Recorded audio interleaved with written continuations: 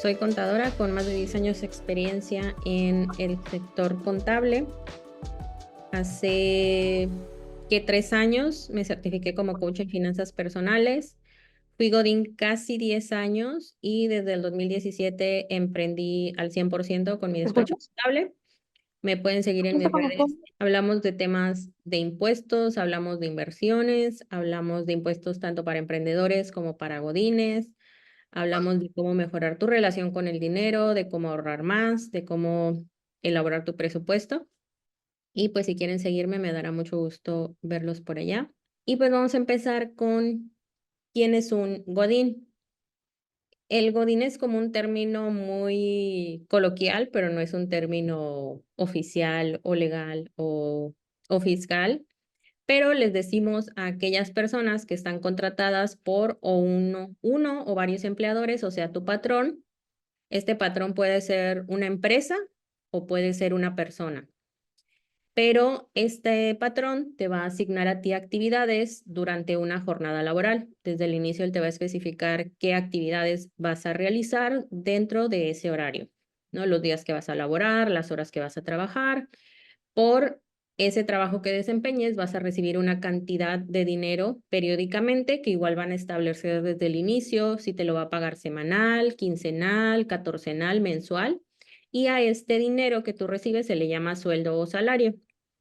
Otra condicionante es que vas a tener beneficios. Estos beneficios y estas prestaciones que se le llaman prestaciones mínimas de ley no son opcionales. No es si quieres o no, no es porque es un buen trabajo te las van a dar o no, sino que deberían ser obligatorias en toda empresa y deben ser las vacaciones, que tengas acceso a seguridad social, que recibas una prima dominical si trabajas los domingos, una prima vacacional cuando tomes tus vacaciones.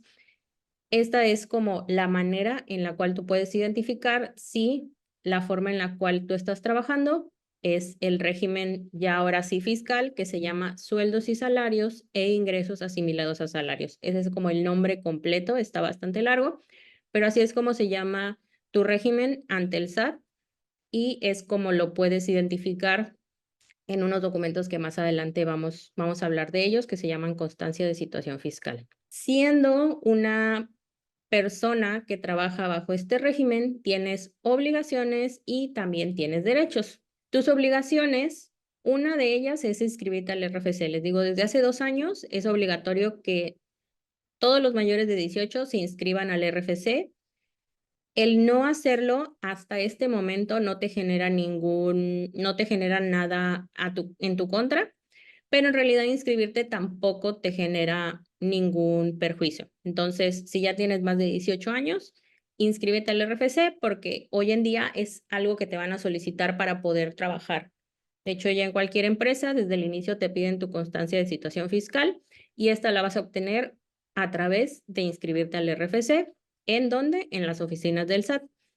Otra obligación que tienes es presentar tu declaración anual y habilitar tu buzón tributario si durante el año tú obtuviste más de 400,000 pesos en ingresos. La presentación de la declaración anual, más adelante vamos a ver como los requisitos y cuándo sucede.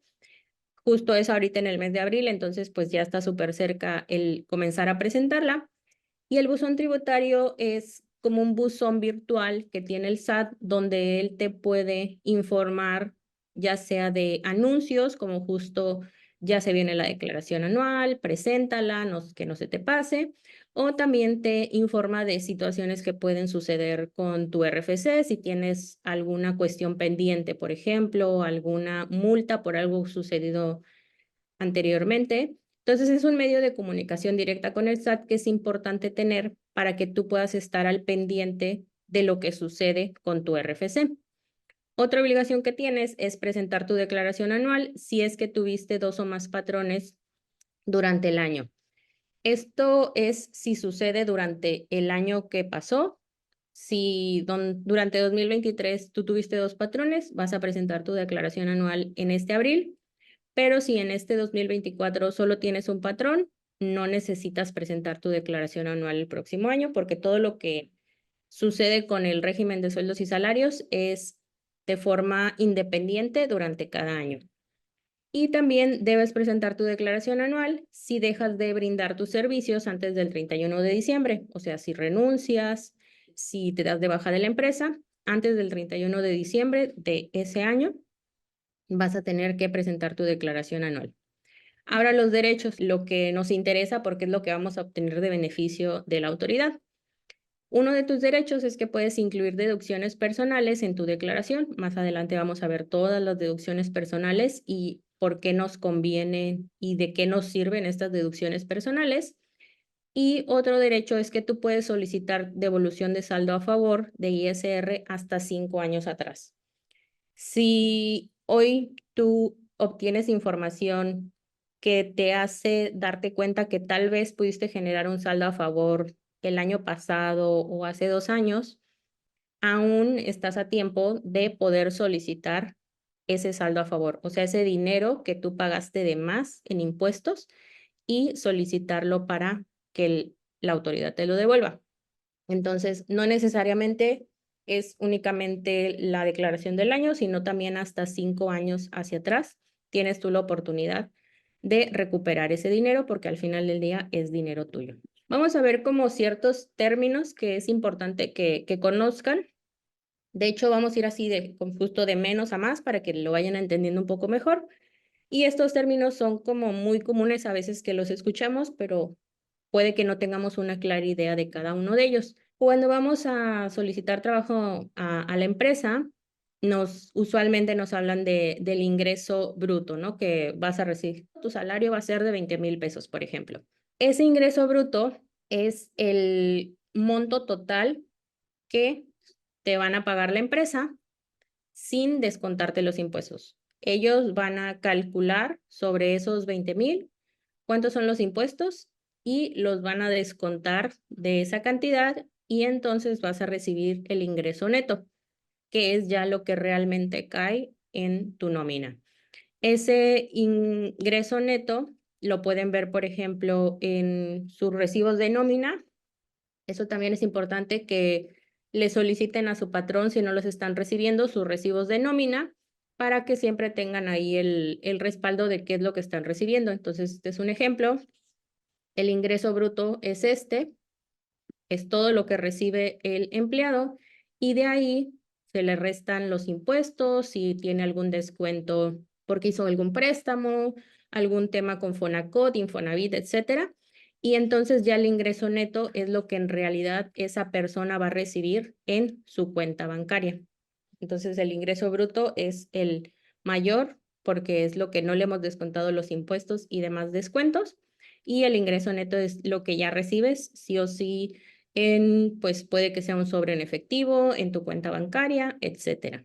Un régimen fiscal es el conjunto de leyes y formas que te van a decir cómo debes tú pagar tus impuestos, justo derechos, obligaciones.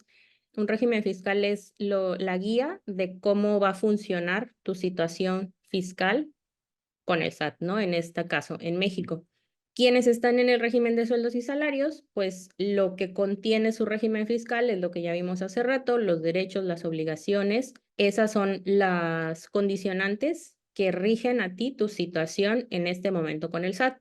Si tú emprendes, por ejemplo, pues puedes tener otro régimen fiscal. De hecho, eso es importante. El régimen de sueldos y salarios es compatible con cualquier otro régimen que exista. Entonces, ustedes pueden emprender y estar en sueldos y salarios y emprender y hacer cualquier otro tipo de actividad. Todos son compatibles con sueldos y salarios. Simplemente que ese otro régimen fiscal también va a tener sus propias particularidades, sus propias obligaciones, sus propios derechos, pero en el de sueldos y salarios son estos. Y entonces ese es tu régimen fiscal, lo que te dicta qué vas a hacer para con el SAT.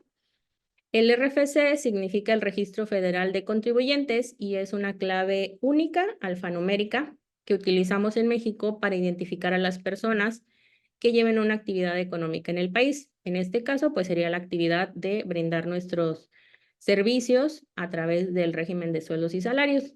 Nadie más puede tener el mismo RFC que tú porque ese RFC te va a identificar únicamente a ti. Puede que haya dos personas que se llamen Jorge Pérez López, pero pueden tener fechas de nacimiento diferentes, lugares de nacimiento diferente y por ende van a ser diferentes los datos del RFC. Aunque sean gemelos, idénticos y hasta se llamen igual, cada uno va a tener un RFC distinto. Entonces, ese es el único que te va a diferenciar de las demás personas. Un CFDI, de ese vamos a hablar más adelante porque es el que vamos a necesitar para nuestras deducciones personales.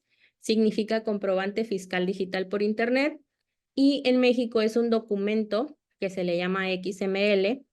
Usualmente lo recibes en PDF, que viene, el PDF es como la representación de lo que dice ese archivito de XML, que es, el XML es en realidad el oficial, pero en el PDF lo podemos ver de forma más agradable, porque el XML son como puros códigos y en el PDF ya lo vemos como más agradable, podemos diferenciar los datos y ahí en ese CFDI vamos a poder visualizar las operaciones que realizamos, o sea, lo que compramos, el servicio que contratamos, y ese lo necesitamos si queremos incluir deducciones personales. Ahorita más adelante vamos a ver qué deducciones personales, pero cuando les digan que un CFDI es la factura, pero hoy en día es un comprobante fiscal digital por Internet.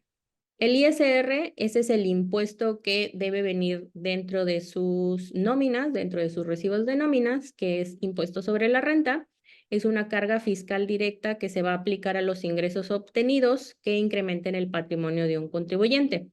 O sea, el sueldo que tú recibes, como en el ejemplo de 20,000 pesos, esos 20,000 pesos están aumentando tu patrimonio. Entonces, sobre esos 20,000 se va a hacer un cálculo del impuesto y es lo que a ti te corresponde pagar. Este es el único impuesto que vamos a ver dentro de los recibos de su nómina, porque como sueldos y salarios es el único impuesto que debe venir descontado. Otras cosas como Infonavit, Fonacot y demás, esos no son impuestos como tal. El impuesto únicamente es el ISR. ¿Cómo es que funciona tu régimen fiscal? Primero, pues vas a ir a una entrevista, a una empresa, van a negociar términos laborales y pues te va a contratar tu patrón. De nueva cuenta, te debería registrar sí o sí en ya sea el IMSS, si le corresponde, ISSSTE, Pemex, ¿no? Dependiendo de dónde vayas a laborar, pero te debe registrar con Seguridad Social. Luego, ya que le corresponda pagarte a tu patrón, él de ese monto que te va a pagar, él está obligado a hacer el cálculo del ISR de ese sueldo y te lo va a descontar. A eso se le llama retener, porque ese dinero tu patrón no se lo va a quedar. Lo que él va a hacer es, se lo queda a él unas semanas, un mes, te lo retiene y después él en una declaración se lo va a pagar al SAT a nombre tuyo. Este patrón va a hacer un recibo donde venga justo tu RFC, por eso es que te van a pedir tu constancia fiscal. En ese RFC va a decir justo cuánto es lo que te pagó, cuánto es el ISR que te descontó, para que entonces la autoridad sepa exactamente con tu RFC, que justo es único, no hay nadie más con ese mismo RFC, cuánto es lo que tú específicamente estás pagando de impuestos. Y así ya va a tener él la noción de que tú pagaste esa cantidad de impuestos. Pero el patrón, la ventaja que tenemos como sueldos y salarios es que el patrón hace toda esa labor. Cuando nosotros emprendemos, nosotros tenemos que hacer esa labor de calcular nuestros impuestos, hacer nuestras facturas y demás, ¿no? Pagar nuestros impuestos, pero siendo Godín, trabajando bajo sueldos y salarios, tú simplemente le das tu información al patrón y él se encarga de hacerlo él, de contratar un contador, de contratar un despacho, que alguien se encargue de hacerlo, pero tú no haces nada. Tú solamente haces tu trabajo y recibes en tu cuenta bancaria tu dinero y ellos ya hicieron esa labor de hacer el cálculo de impuestos, de hacer un recibo de nómina y de pagar ese impuesto a la autoridad. Entonces tú con el SAT, en realidad mensualmente, no haces nada más que simplemente recibir tu quincena y pues facturar gastos si es que realizas alguno de ellos, que son los que vamos a ver. Las deducciones personales son los gastos que como contribuyente tienes derecho a disminuir de tus ingresos para que podamos disminuir el pago del ISR. Estas deducciones personales de ahorita vamos a ver porque son bastantitas y es importante que cuando vayas a hacer uno de esos gastos, en ese momento solicites tu factura, que no te esperes meses, años. Si ahorita justo ven algún gasto que pudieron haber facturado, por ejemplo, en 2023, ya no hay manera que nadie te facture algo de 2023, pero sí te lo pueden facturar de algún gasto que hiciste durante este año. Entonces, de lo que hayan gastado este año y aún puedan facturar, sí se puede solicitar. ¿Para qué te van a servir esas deducciones? Para que pagues menos ISR o para que generes un saldo a favor. Eso sería como lo ideal, lo que queremos lograr todos, que se genere un saldo a favor, o sea, que tengamos dinero de más pagado y que por ende nos lo regrese la autoridad. ¿Cómo es que se genera ese saldo a favor? Justo hace rato estábamos como comentando eso Ingrid y yo, de que a veces tienen la idea de que estos gastos que vamos a ver como tal es lo que te reembolsan, o sea, el gasto en sí, y no funciona así. La autoridad lo que hace, pues de nueva cuenta, durante todo el año tu patrón te va calculando sobre tus ingresos cada semana, cada mes, cada quincena, y entonces de tus ingresos te calculó el impuesto que le correspondía. Él debió haber hecho el cálculo correctamente, ¿no? Eso es como en un mundo ideal, sí lo hizo bien y no te descontó más ni te descontó menos, porque sí puede llegar a pasar que a veces el patrón no haga bien sus cálculos y justo te descuente más dinero o te descuente menos dinero del que debió descontarte. Pero al final del día, el impuesto que a ti te corresponde sigue siendo tu responsabilidad, ¿no? Sigue siendo dinero que tú debías haber pagado. Entonces, durante todo el año, el patrón del sueldo que vas a recibir te calculó el impuesto, te lo descontó y lo recibiste ya en tu cuenta bancaria. Llega la declaración anual en el mes de abril y ya no hacemos el cálculo únicamente sobre los ingresos, sino que le vamos a descontar las deducciones personales. Sobre esa resta de ingresos menos deducciones personales es que vamos a hacer un nuevo cálculo. Entonces, pues al esa resta pues ser menor, se va a calcular un impuesto más pequeño. El saldo a favor se va a generar de lo que tú le pagaste durante todo el año contra lo que se generó en la declaración anual. De ahí es que sale el saldo a favor. Si ven aquí el saldo a favor serían 5,340, no serían 25,000 de las deducciones, que no te reembolsa los gastos, sino que esos gastos te ayudan a disminuir ese monto sobre el cual se va a calcular y generar un saldo a favor. Claro que mientras más deducciones tengas, pues obviamente esa resta va a quedar más pequeña y pues sí va a hacer que se genere un saldo a favor más alto. Pero puede llegar a suceder que el patrón, en este ejemplo, en lugar de descontarte 46, te haya descontado 45,000. Eso quiere decir que no pagaste lo suficiente y en ese caso tendrías que tú pagar la diferencia. Obviamente no se siente lo mismo que te hayan descontado 1,000 pesos extra en 24 quincenas, que casi no se sentiría, a que en una sola exhibición tú los tengas que pagar. Pero al final sigue siendo tu obligación pagar el impuesto sobre tus ingresos, porque al final del día son esos. El detalle estuvo en que el patrón hizo mal su cálculo. ¿Puedes tener un saldo a favor sin haber tenido deducciones personales? Sí, porque puede suceder que, igual en este ejemplo, el patrón en lugar de descontarte 46, te descontó 50,000 pesos. Entonces le pagaste más a la autoridad porque también el patrón hizo mal su cálculo, pero lo hizo a la inversa, te descontó más dinero del que debería. Entonces sí se puede generar un saldo a favor. De hecho, usualmente eso es lo que recomiendo, que siempre entren a revisar su declaración anual y vean si no sucedió eso, que el patrón te descontó más de lo que debía. Sí ha llegado a suceder. He visto casos de ambos lados que te descuentan menos o que te descuentan más. Y pues si el patrón te descontó de más, pues está padre poder también recuperarlo porque al final del día también es dinero que terminaste pagando porque no lo recibiste como tal ya en tu cuenta bancaria. Entonces, recuperarlo.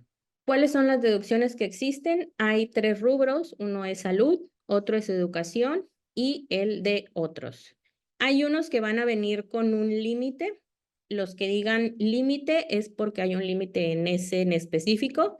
Si no dice límite, pues es que no tiene un límite como tal ese tipo de gasto, para que tengan esa información. Si no dice un límite en específico, es que ese gasto no lo tiene.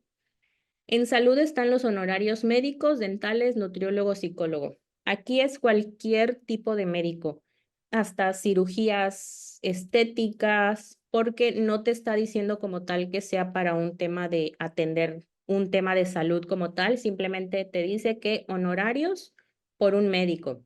Eso sí es importante que sea un médico con cédula profesional de medicina.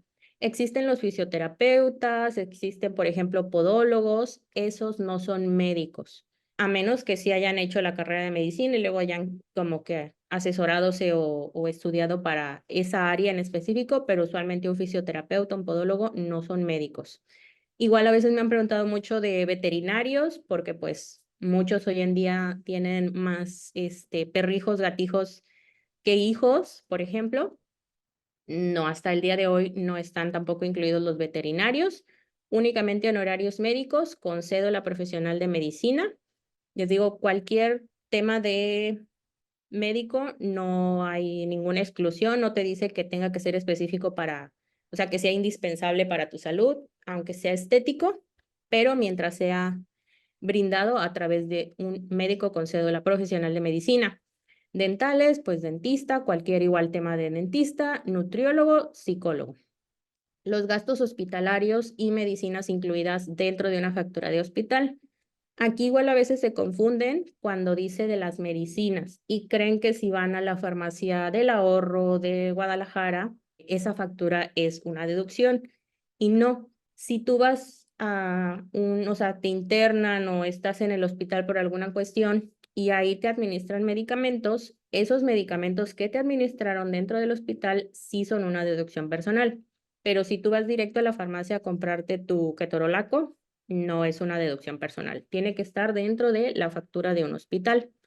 Honorarios a enfermeras, análisis de estudios clínicos, papanicolaos, biometrías, ultrasonidos, cualquier análisis, siempre solicitando obviamente su factura, compra o alquiler de aparatos para la rehabilitación, prótesis, lentes ópticos graduados, aquí sí es lentes para corregir la vista. El límite de los lentes son 2,500 anuales. Sí puedes hacer una, por ejemplo, yo sí a veces me compro dos lentes en el año, entonces sí supero ese monto, pero hasta los 2,500 es donde se va a quedar ese rubro. Y primas de seguro de gastos médicos mayores. A veces hay empresas que te ofrecen como el beneficio de que tengas un seguro de gastos médicos mayores a través de ellos, pero como tú no estás pagando como tal ese servicio, tú no puedes hacer la deducción de ese pago. Pero sí existen, sé que existen como extensiones, como para que en caso de que tú renuncies, tú puedas seguir contando con el beneficio de ese seguro. Si eso tú pagas, eso sí podría ser una deducción, porque todos estos gastos tú los puedes hacer tanto para ti como para familiares en línea recta, que son padres, hijos, cónyuge, concubino. Por ejemplo, que tu mamá quiere ir al dentista, tú puedes pagarle ese gasto y solicitar factura para ti. Que tu hijo se cayó y lo tuviste que llevar al traumatólogo, bueno, pues puedes solicitar también la factura. Que tu cónyuge, tu pareja con la cual vives necesita hacerse una corrección con los brackets, tú puedes hacer ese pago y solicitar factura para ti. Pero es importante que siempre lo pagues tú con medios electrónicos. Todos estos gastos que vimos y todos los gastos que vamos a ver, que siempre los pagues con medios electrónicos. Esto quiere decir tarjeta, débito, crédito, cheque, transferencia. Y que sean obviamente a tus cuentas, de tus propias cuentas, medios electrónicos a tu nombre, y que solicites la factura cuando vas a hacer ese tipo de gastos.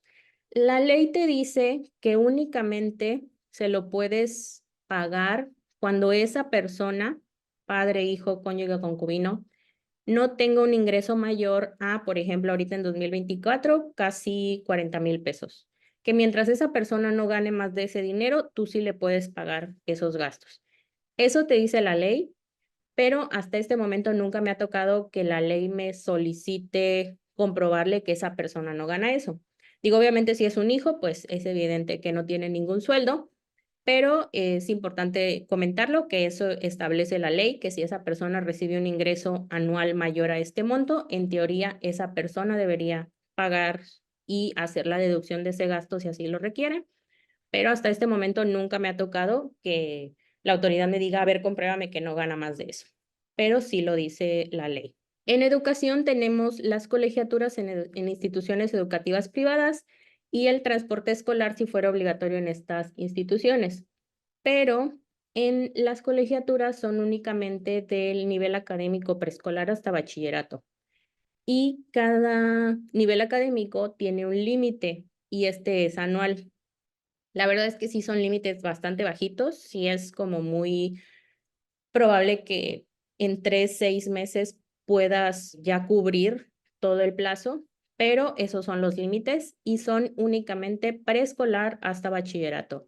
Si tú quieres hacer una maestría, un diplomado, etcétera, un doctorado, esos gastos no son una deducción personal, porque son únicamente los niveles escolares de preescolar a bachillerato. Y otro dato importante es que son únicamente las mensualidades. La reinscripción no se incluye dentro de esto, dentro de deducción personal. Solo es el pago mensual de la colegiatura y te van a solicitar justo, de hecho en la factura va a venir la CURP de el que sea tu hijo o tu beneficiario, o no beneficiario, sino, ¿cómo se le llama? Que tú tienes la patria potestad de esa persona. Ajá, esos montos son anuales. De todo lo que estamos viendo es como montos anuales. Sí, la verdad es que sí son montos no muy altos. Sí puede que, dependiendo de en qué escuela estén, puede que en 2, 3 meses ya lo superaste. Otros a veces sí se pueden tardar 6, 8 meses, pero muy rara vez una colegiatura te cuesta eso al año en una escuela privada. Y otro dato importante, esto es por cada CURP, o sea, por cada hijo, ese es el límite. Entonces, si tienes uno que está en kinder, pues hasta los 14 por esa colegiatura, y si otro está en secundaria, pues es por cada uno, no es como por todos los hijos en general, sino por cada uno de ellos. En el rubro de otros están los gastos funerarios. Estos se van a deducir hasta que se utilice el servicio, porque usualmente existen estos planes para que tú vayas como que pagando de forma mensual o de forma anual el pago de pues los gastos funerarios que en algún momento pues vas a ya sea utilizar tú o algún familiar. Este pago que haces como este abono no es una deducción personal. Va a ser deducible hasta que hagas uso de ella. Y aquí también es para familiares en línea recta. Entonces, si fallece un papá, una mamá, pues cuando hagas uso de ese servicio y hagas ese pago, ese gasto funerario es que va a ser una deducción personal. Los intereses por un crédito hipotecario, aquí igual a veces se confunden porque habla de los intereses de un crédito y piensan que es por un crédito personal o un crédito automotriz, porque si a veces han llegado personas de estoy pagando mi coche y quiero hacer mi declaración anual.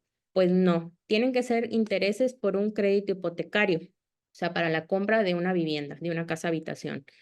No importa con quién la compraste, no importa si fue Infonavit, si fue Fobiste, si fue bancario, mientras sea un crédito para la compra de vivienda, ya es un crédito hipotecario, entonces esos intereses que vas a pagar son una deducción personal, solo que únicamente son los intereses reales. Ese cálculo lo hace en la misma institución, el mismo banco, el Infonavit, etcétera, donde te calculan cuáles son los intereses que pagaste durante el año menos la inflación, esos son los intereses reales. Pero recuerden, únicamente por el crédito de una vivienda. Nada de préstamos personales, nada de intereses por tarjetas de crédito, nada de créditos de automotrices. Forzosamente tiene que ser una compra de casa. También están los donativos a instituciones donatarias autorizadas. Aquí son pues justo donativos formales, no es como le doné a mi hermana, le doné a mi primo. No, o sea, como si una asociación civil que está ante el SAT se les llama donatarias autorizadas De hecho, en la página del SAT, ahí todos los años saca un Excel donde está el listado de todas las donatarias autorizadas, porque anualmente ellas tienen que hacer ciertos procesos y declaraciones para que cada año sean donatarias autorizadas. Entonces puede que un año ya no lo sean porque no hicieron su proceso. Entonces todos los años está este listado actualizándose. El más común sería como por ejemplo de que el Teletón. Entonces tiene que ser si una asociación que sea donataria autorizada pueda recibir esos donativos y cuando tú le dones solicitar un comprobante por ese donativo.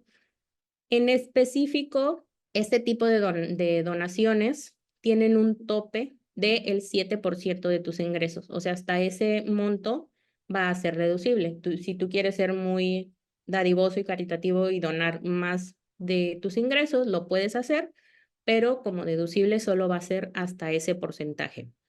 Igual otra deducción son las aportaciones al retiro, ya sea que las hagas a través de un plan personal para el retiro, que pueden ser a través de una aseguradora o con una institución que te brinde la opción de plan personal para el retiro, o también a través de tu Afore. Tú en cualquier momento le puedes hacer aportaciones a tu Afore. De hecho, lo puedes hacer desde 50 pesos y aportarle al Afore es como muy fácil. Si ingresan a la página de la ESAR, tiene muchísimas opciones de que puedes abonarle desde el Oxxo, 7-Eleven. Tienen una aplicación para que tú la descargues y hagas domiciliación. Puedes hacer transferencias. Puedes, de hecho, hasta solicitarle a tu patrón que ya desde la nómina te lo descuenten y él lo pague a través de su pago del IMSS. Aportarle la fuera realmente hay muchas formas y es desde 50 pesos. Entonces, si tú quieres empezar a ahorrar para tu retiro, puedes hacerlo a través del Afore o contratando un plan personal para el retiro y tú puedes elegir que esas aportaciones sean deducibles de impuestos. El tope que hay de este rubro es hasta un 10% de tus ingresos, únicamente de las aportaciones para el retiro. ¿Cómo es que vas a poder deducir esos gastos? Pues cuando hagas cualquiera de estos gastos, solicites una factura con tu nombre completo, con tu RFC, tu código postal y tu régimen fiscal, que ya sabes que es sueldos y salarios.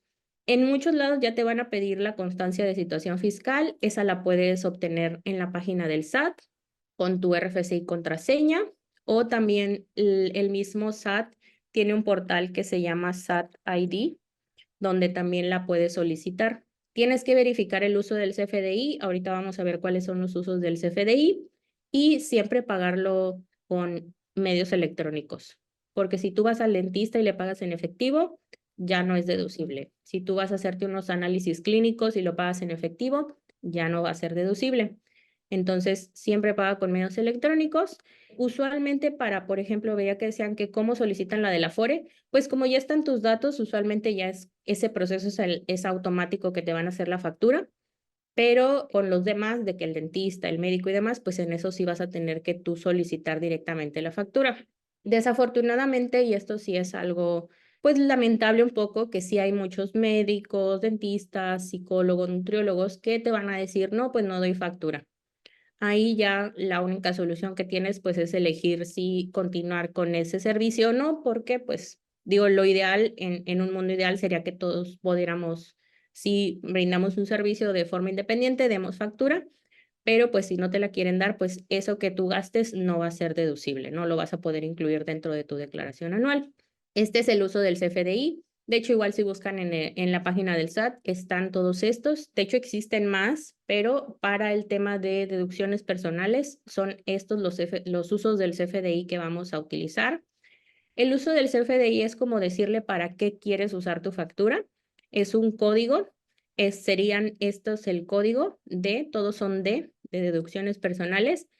Y si ven, a partir del D02 son como muy específicos, de que, por ejemplo, gastos funerales, pues no hay pierde. Primas de seguro de gastos médicos mayores, pues igual como que es obvio que es para eso. Pagos de servicios educativos, ¿no? Colegiaturas. Entonces, del D02 al D10 son como demasiado específicos, pero el D01 es el que dice honorarios médicos, dentales y gastos hospitalarios. Entonces, prácticamente para todo lo de salud va a ser este uso del CFDI. que va a ser como el más común que van a utilizar. Y para los demás, como ya son tan específicos que usualmente ya el mismo quien te factura ya sabe y ya, por ejemplo, es justo eso, cuando solicitas un plan personal para el retiro, la misma aseguradora ya sabe qué uso del CFDI va a utilizar, pero claro que es bueno que lo sepan y que puedan verificarlo dentro de la factura. Intereses reales por un crédito hipotecario, igual el mismo banco ya va a utilizar ese uso cuando te haga la factura, entonces como que ya los demás son muy, muy específicos, pero el más común que vas a utilizar tú cuando vayas a solicitar una factura directamente va a ser el D01, honorarios médicos, para pues todo, análisis clínicos, ese es el que vas a utilizar. Los únicos deducciones personales que puede deducir alguien que está en sueldos y salarios son los que acabamos de ver. Nada que esté fuera de esto es deducible hasta este momento, solo estos gastos. De hecho, el mismo portal del SAT también tiene un listado de todo esto, entonces también ustedes pueden entrar en cualquier momento y visualizarlo, pero solo estos gastos. Cualquier otra cosa fuera de esto no es una deducción para el régimen de sueldos y salarios. Que sí pueden solicitar factura de esos gastos, sí, pero el que tú tengas factura no significa que sea una deducción personal, entonces pues simplemente vas a hacer como un trabajo extra de solicitar una factura que no te va a servir realmente de nada. Hay un límite general de las deducciones personales, aparte de los que ya vimos de forma individual. El límite es o el 15% de tus ingresos o hasta 5 UMAS anuales, que por ejemplo este año serían 198,000. El monto menor, ese va a ser tu límite general de las deducciones personales. Porque, pues, digo, en algún momento sí pudo suceder que a veces las personas mal utilizaban este tipo de beneficio y metían muchísimas deducciones personales para no pagar nada de impuestos. Y pues la idea es que la autoridad sí quiere que recibas un beneficio, pero que sí pagues una cantidad justa de impuestos, ¿no? La declaración anual, ya que justo tu patrón hizo tus recibos de nómina durante el año, ya que durante todo el año tú estuviste haciendo tus facturas cuando ibas al dentista, cuando ibas al nutriólogo, cuando te hiciste unos análisis clínicos. Bueno, pues llega abril y llega la declaración anual, donde tú le vas a compartir a la autoridad justo la información que ya tiene de tu patrón, de lo que te pagó, tus gastos y vas a hacer ese cálculo. Bueno, se hace en automático en la página. Lo importante es que verifiques que esa información está bien y ahí va a venir un resultado, ya sea que tengas un impuesto por pagar, ya sea que si justo se generó un saldo a favor, ya sea que quedaste bien con el SAT, o sea, ni te debo ni me debes. Y esta declaración que se hace durante todo el mes de abril es por lo que sucedió del 1 de enero al 31 de diciembre. Igual a veces hay un poco de confusión de que si es hasta marzo, porque como se presenta en abril. No, ahorita en abril vamos a capturar la información de el 1 de enero al 31 de diciembre del 2023. Todo lo que sucedió en ese periodo es lo que se va a presentar ahorita en abril y es durante todo el mes de abril. Ahorita en este momento ya está un simulador donde tú puedes ver la información, pero aún no se puede presentar la declaración. Entonces, durante todo el mes de abril tú puedes hacer tu declaración. De hecho, si alguno de ustedes tiene dos patrones de forma simultánea en el año, les conviene aún más hacer este tipo de deducciones porque cuando se tienen dos patrones o más, es muy común que al final del año en la declaración anual quede todavía impuesto por pagar porque cada patrón te hizo el cálculo con los ingresos que él te pagaba y cuando se unen los ingresos en la declaración anual, es muy común que todavía quede algo pendiente por pagar porque ya se sumaron y ya es más el impuesto que se genera. Entonces, si solo tienen un patrón, lo pueden hacer y muy probablemente con las deducciones vas a generar un saldo a favor, pero si tienes dos patrones, puede que no se genere un saldo a favor, pero que sí tengas menos impuesto por pagar. ¿Quiénes van a presentar la declaración anual sí o sí?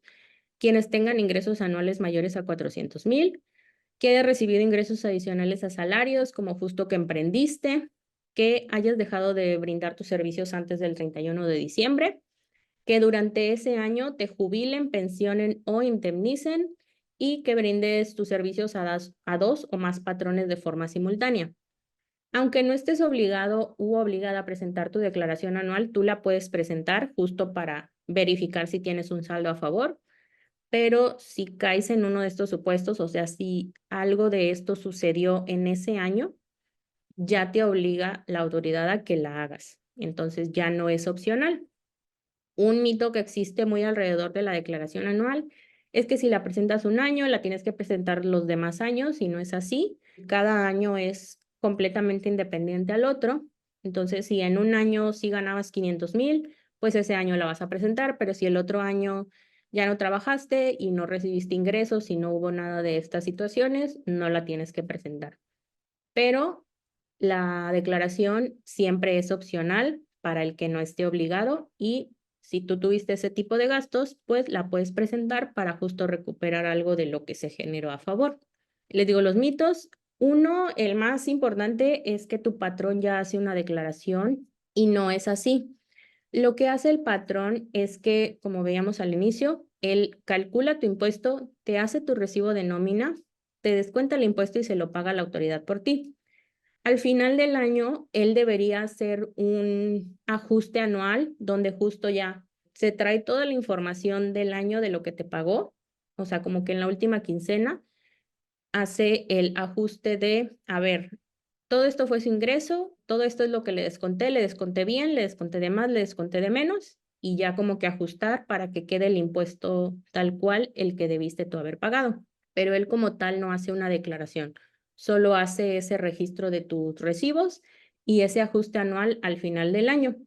Entonces, él no está haciendo y presentando ninguna declaración. Si tú estás obligado o obligada por alguna de estas cuestiones, eso ya es tu responsabilidad, no la del patrón. Otro mito es que justo si la presentas un año, debes de presentarla siempre y no es así. Les digo, cada año es completamente independiente. Y otro mito más es que si estás obligado u obligada a presentarla, que no te va a pasar nada por no presentarla. Y aunque la autoridad sí se puede tardar un poquito en requerirte que la presentes, sí lo va a terminar haciendo. Y cuando tú no presentas tus declaraciones, pueden surgir multas. Si tenías un impuesto a pagar, te va a costar más caro pagarlo por los recargos. Entonces, si tú en alguno de los años ya te diste cuenta que tenías que haberla presentado, mejor hazlo antes de que justo la autoridad lo detecte y incurras en cualquiera de estos, ¿no? En multas, en pagar de más impuestos, etcétera. ¿Cómo puedes tú presentar tu declaración? Pues para eso sí o sí necesitamos accesos al SAT. Puede ser uno con tu contraseña. Esta contraseña la puedes obtener en el portal que les comentaba hace rato para obtener la constancia de situación fiscal, que se llama SAT ID.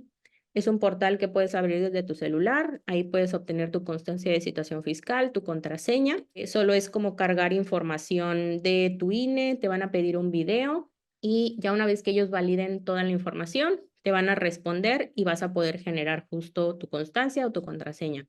Pero ya con eso puedes ingresar al portal del SAT y presentar tu declaración. Otra opción es que tramites tu e-firma, que son unos archivos donde se recaban datos biométricos, que son tu huella, escaneo de iris, tu firma autógrafa y una foto. Con eso recaban tus datos biométricos y te van a entregar en un USB que tú previamente llevaste a las oficinas del SAT, unos archivitos que se llaman e-firma y yo recomiendo que tengan esa e-firma porque con esa e-firma puedes hacer realmente todo en el portal del SAT y con la contraseña estás limitado a ciertos trámites. Sí pueden tramitar la contraseña, pero puede que hasta cierto límite ya no puedan hacer más cosas. En cambio, con la e-firma pueden hacer todo lo que quieran. Y tener tu e-firma no te genera ninguna obligación, no te genera ningún tipo de declaración extra, solo son accesos para el SAT y que son más cómodos de tener para poder hacer más trámites en caso de que así lo requirieras más adelante. Esa e-firma, una vez que la obtengas, te dura 4 años y se puede renovar en línea. Entonces, una vez que la generas en el SAT, si cada 4 años la renuevas, ya no tienes necesidad de volver a ir a las oficinas, porque va a haber casos donde sí o sí necesitas tu e-firma para la presentación de tu declaración anual. Uno puede ser que tengas un saldo a favor mayor a 150,000 pesos. Sí me ha tocado ver saldos a favor grandes. Obviamente se trata cuando también sus ingresos son altos y por ende lo que les descontaron de impuestos también fueron altos, pero sí se pueden generar saldos a favor mayores a esa cantidad, porque es la primera vez que vas a presentar tu declaración anual y por ende no hay una clave interbancaria precargada dentro de tu portal y lo que vas a solicitar es mayor a 10,000. En ese caso te va a pedir que cuando termines tu declaración la firmes con tu e-firma, o cuando quieres cambiar de clave interbancaria porque no sé, ya no usas ese banco, ya no tienes esa cuenta bancaria y quieres solicitar el saldo a favor a otra cuenta, pues para hacer esa modificación también necesitas e-firma, o justo para las devoluciones de años anteriores. Ahorita la declaración anual que está al corriente, pues sería la del 2023 que vamos a presentar el mes siguiente.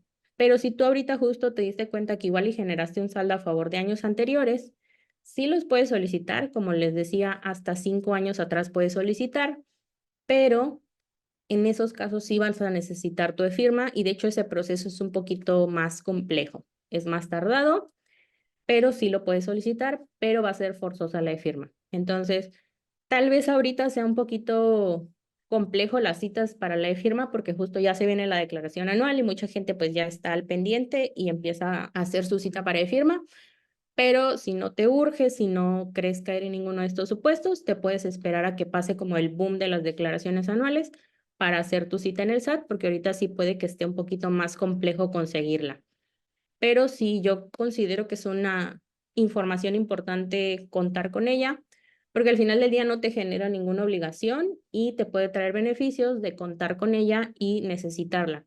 De hecho, igual a veces hay trámites donde ya te la piden, como para trámites del Fonacot, en algunos casos te la piden para firmar o en algunos tipos de créditos te están solicitando la firma para como que sellar, ¿no? El contrato. Entonces, siento que ya hoy en día va a ser más solicitada en diferentes casos. También, por ejemplo, si quieres invertir en CETES, si quieres poder invertir más dinero del monto tope que te deja, te pide cargar tu firma. Entonces, tenerla no te va a generar ningún problema y te puede traer beneficios no solo en tu declaración anual. Tips para que puedas presentar bien tu declaración anual: verifica que estén bien tus accesos, que no se haya caducado tu firma, que cuentes con una cuenta bancaria a tu nombre, que los datos en el portal al presentar la declaración pues estén correctos. Ten tu buzón habilitado porque justo va a ser un medio directo de la autoridad para contigo para que pueda avisarte de cualquier situación y de preferencia siempre preséntala en abril, obviamente en el abril que le corresponde para que todo el proceso sea como más ligero y que pueda, si hay un saldo a favor, que te lo depositen a tiempo. Ya una vez que presentaste tu declaración anual, tú puedes revisar el estatus de tu devolución. Hay un apartado de trámites y ahí eliges devolución automática, el ejercicio que vas a revisar y ahí te va a decir si ya te la pagaron, si fue rechazada, puedes entrar a revisar el por qué fue rechazada y si fue pagada parcial, o sea que ellos calcularon que era menos el saldo a favor. Si sucede algo así, donde te dice que te la rechazó, que no te la pagó completa, yo en esos casos ya recomiendo que contrates un contador, que no lo quieras resolver tú. ¿Cuándo te conviene contratar a un contador para que te apoye en la declaración anual? Si tuviste ingresos extras a sueldos y salarios, o sea, estabas invirtiendo, estabas emprendiendo. Si los datos en tu declaración anual no los sientes correctos o ves datos que tú desconoces, empresas con las que no trabajaste, por ejemplo, hay datos que no están bien ahí. Si tienes deducciones que el mismo portal del SAT no te está considerando o si tu devolución fue rechazada o pagada parcial, yo recomiendo que ya en esos casos ustedes no lo quieran solucionar, sino que contraten a un profesional. La declaración de sueldos y salarios sí se puede presentar de forma pues personal, porque en realidad solo es verificar la información que está ahí. Si todo está bien, tú puedes enviarla por tu propia cuenta. Pero si algo de esto no cuadra, si le faltan datos, si le sobran datos, no lo quieras solucionar tú, no lo quieras corregir tú, te va a convenir más contratar a alguien. O si te la rechazó por alguna razón, mejor igual acércate a un profesional porque él va a tener más conocimiento de el por qué y ayudarte a solucionarlo. Invierte en tu paz fiscal, aun cuando te depositen ese saldo a favor, el SAT tiene facultades de comprobación. O sea, no porque todo. A veces sí llega a suceder de que me aparecen facturas que yo no pedí, pero pues las dejo ahí para que me genere un saldo a favor mayor.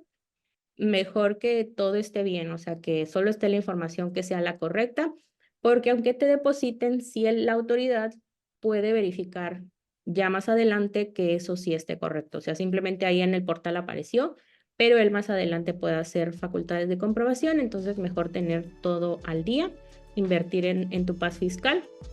Y pues muchas gracias por estar aquí. Esto sería todo por mi parte.